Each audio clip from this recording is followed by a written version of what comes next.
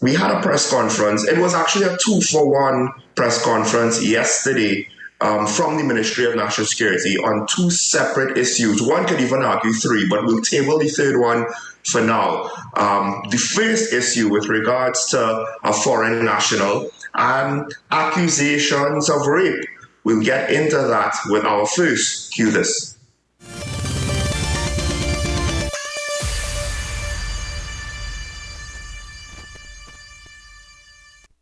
Initially, she would have come to the attention of the Immigration Department on the 27th of March this year after being detained at a bar in Freeport, the Tequila Bar. She would have subsequently been detained at the heliport immigration station for the offense of illegal entry and not being in possession of any identity document. Subsequent to that, she was interviewed by an immigration officer with the assistance of an interpreter, where no trafficking indicators would have been exhibited. As such, she continued to be detained based on the fact that she would have allegedly entered the country and admitted to having entered the country illegally without the requisite passport or visa. She continued to be detained at the heliport immigration station until on the 4th of April, she was unaccounted for at the heliport immigration station. Inquiries began at that time, and the matter was referred to the Trinidad and Tobago Police Service. Sometime around the 6th of April, there was a social media post circulating that allegedly from her boyfriend stating that she would have made reports of being abused while in the heliport immigration station, and subsequent to that, she was removed from the facility. Based on that, the matter was referred to the Special Victims Department of the TTPS, and they started their inquiries. Further to that, the TTPS again engaged the young lady when she was detained by the Chaguanas police on the 26th of May. She was detained at a bar in the Chaguanas area and handed over to the Immigration Division. She was handed over to us and subsequently placed at the Immigration Detention Center and referred to the counter-trafficking unit for screening. Subsequent to that, she was placed in the care and custody of the counter-trafficking unit, where she remains at this time. To conduct investigation relative to misconducts and sexual exploitation at the immigration station in Chagaramas. I immediately formed a team from the Special Victims Department. Several persons were interviewed and certain information was disclosed. No sexual exploitation was disclosed at that location.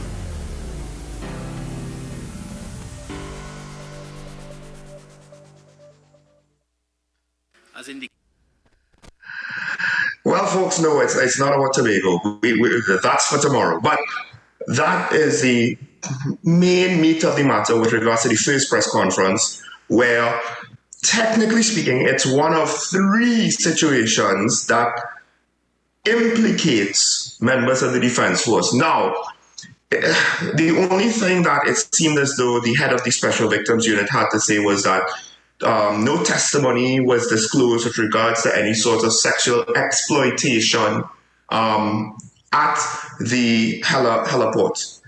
The trick is, technically speaking, that's a very specific line. And it's difficult to know, is she more or less just being specific and she isn't necessarily making an overall statement to say that there was no rape or there was no sexual assault, or is she's being specific to say, well, look, we're not saying about the other things or about the other factors, but in this specific instance, it's not there? Or is she being general, that we didn't get any testimony yet, that we have no evidence yet, and don't make assumptions? Now, the case itself, it does seem kind of strange. She goes missing from a facility that's not supposed to be detaining people. It was used during COVID, and it's apparently under review if people should be detained at this facility moving forward. She goes missing. Then, I believe, is when the accusations over social media are made. Then she's found again. She's detained again. Now, technically speaking, she, I believe, is an illegal immigrant, or at least she has that immigration matter to sort out. Now she's also in the custody of the trafficking unit. So it's an odd story, to say the least, with regard to the fact that, well, we hear a lot about her. We haven't necessarily heard a lot about the potential transgressions that went on. So from what I understand, it is a Coast Guard, a member of the Coast Guard, but beyond that, I don't really know. And to what extent now, because if it was one, were there more? Was it one time? Was it multiple times? What? I myself did not see the social media allegations. Of course, those claims you have to take it with a grain of salt, they're one-sided. So that's one issue that came up yesterday. Now there's a second issue that on the surface might seem like just a drop in the bucket, all things considered. But the reality or the implications might be a bit more, well, frightening. Let's take a look at the second video. As indicated, I am Lieutenant Colonel Ashok Singh. I am the acting commanding officer of the Trinidad and Tobago Regiment, and I was alerted early this morning of a missing Galil assault rifle from the Support and Services Battalion, Tetran Barracks in Chaguaramas. At approximately 12:30 hours this morning, the orderly officer, who is the senior person on duty at Tetran Barracks, was alerted by a person who was on duty and would have been assigned a Galil assault rifle that his rifle was missing. The orderly officer immediately conducted the standard operating procedures or SOPs for such incidents and immediately confined Tetran Barracks. Tetran Barracks remains confined at this point in time as we continue the investigation. The orderly officer also conducted an immediate search of the location, started a preliminary investigation, and alerted her commanding officer. Earlier this morning, with the advent of more light, a thorough search was again conducted of the vicinity, but the Galil assault rifle was not found. We alerted the Trinidad and Tobago Police Service, Western Division in particular, of the incident, and they are currently at Tetran Barracks working alongside us in conducting this investigation. Additionally, we would have alerted the interagency task force with regards to the missing Galil assault rifle, and we are currently working alongside them in terms of gathering further intelligence and information with regards to the missing Galil assault rifle. The Trinidad and Tobago Regiment sees this as a very serious incident and will continue to work alongside the TTPS to diligently find this assault rifle, the Galil assault rifle, and bring the perpetrators to justice. Thank you. Now, further on in the press conference, a question was asked about another incident where Defense Force personnel apparently shot up a presidential vehicle, and that is also being investigated. The Chief of the Defense Force, Air Vice Marshal, he more or less took the opportunity to basically say that, look, this is not necessarily within the professional standards expected of members of the Defense Force. However, now we in the media, we have to, and the country have to look at the fact that we have multiple situations, how severe they are, what actual transactions took place. Well, that's yet to be seen. A Galil assault rifle is missing. On a practical level, with regards to the safety of the country, that's not necessarily that big of a deal when you compare it to the fact that similar weapons have been found in multiples in different batches over the last couple of years, and similar weapons have been used in multiples. I do believe the Pennywise robbery utilized more than one weapon of a similar caliber, of a similar automatic fire feature. A Galil is actually somewhat of an old weapon, all things considered, manufactured in Israel, 5.56 ammunition, similar to an AR-15 or M4 and M16.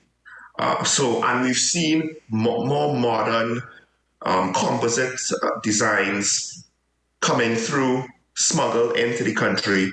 An older design, a single example, that with regards to a weapon being on the streets, does not seem as scary relative to the fact that we know that weapons like that are already on the streets in multiples.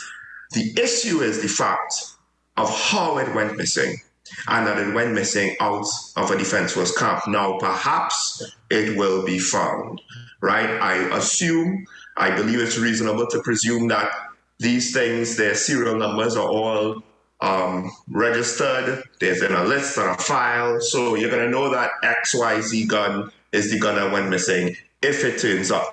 They did say that ammunition weren't necessarily missing with the weapon.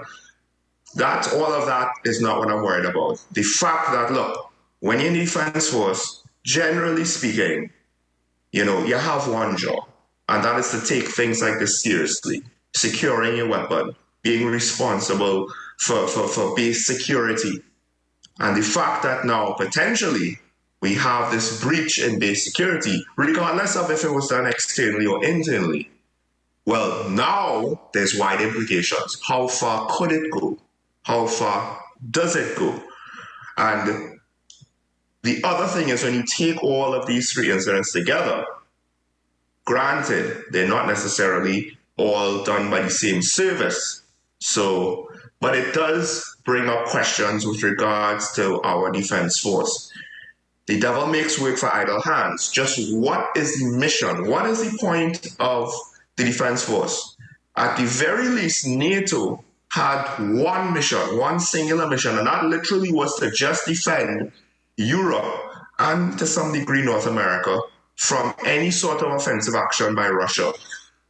They didn't necessarily have any other threat on the horizon, right? We are in a stage where the chances of war breaking out in certain parts of the world are not very high, including our own. And if anybody decided to declare war on us, the odds of us being able to defend ourselves with our Defense Force is also not very high, unless it's another Caribbean island nation or something, a nation similarly or small. So again, the question is, what is the mission of our Defense Force? Because, as I said, the devil makes work for idle hands. And if we just have services, Air Guard, Coast Guard, Regiment, plus other task force and special units within the Ministry of National Security, they're getting a check.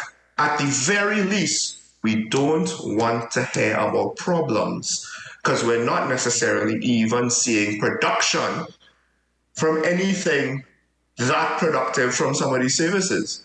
Borders are porous. Coast Guard at times disappear, except, well, the only other time I can remember about hearing the Coast Guard was another controversy where a baby got killed. So again, I have to ask, what is the mission? Why is it at the very least you can't keep your nose clean? When I already had questions as to the significance of your existence, even without any of these controversies.